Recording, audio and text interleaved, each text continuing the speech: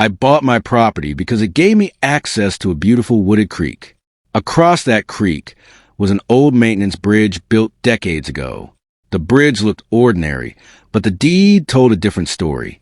It belonged to my property, not the HOA. The bridge was originally built to service utility lines and drainage equipment. Over the years, it became the easiest route to the back portion of my land. I kept it maintained myself. The HOA had never paid for its upkeep. Then Evelyn started claiming the bridge belonged to the neighborhood. She said residents had used it for years. I explained that public use didn't change private ownership. She didn't like that answer. I showed her the property documents. The bridge and access corridor were clearly included in my parcel. Evelyn barely looked at the paperwork. She simply said, "The HOA has always used it." I told her that wasn't enough to make it HOA property. She accused me of trying to control neighborhood access. I reminded her that I was only protecting my own property. Then she threatened to call the authorities. That evening, I went through every document I had. The original survey showed the bridge inside my property boundary. Maintenance records also listed me as the responsible owner. There wasn't a single HOA document claiming ownership. The oldest survey was even more convincing. It showed the bridge as part of a private access easement connected to my parcel.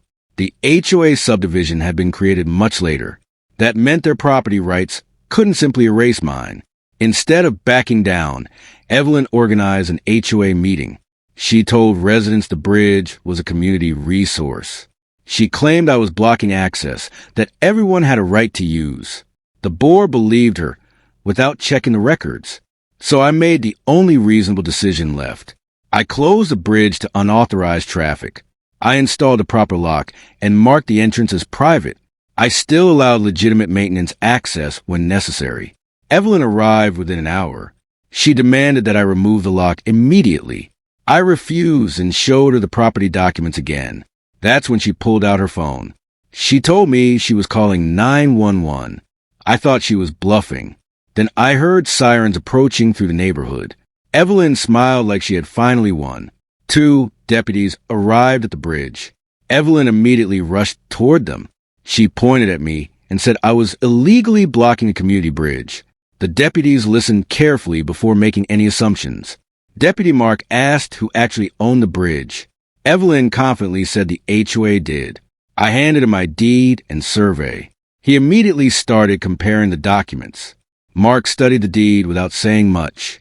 Then he asked Evelyn for the HOA's proof of ownership. She opened her binder. But suddenly, she had nothing concrete to show him. She showed him meeting minutes and old neighborhood notices. None of them actually transferred ownership.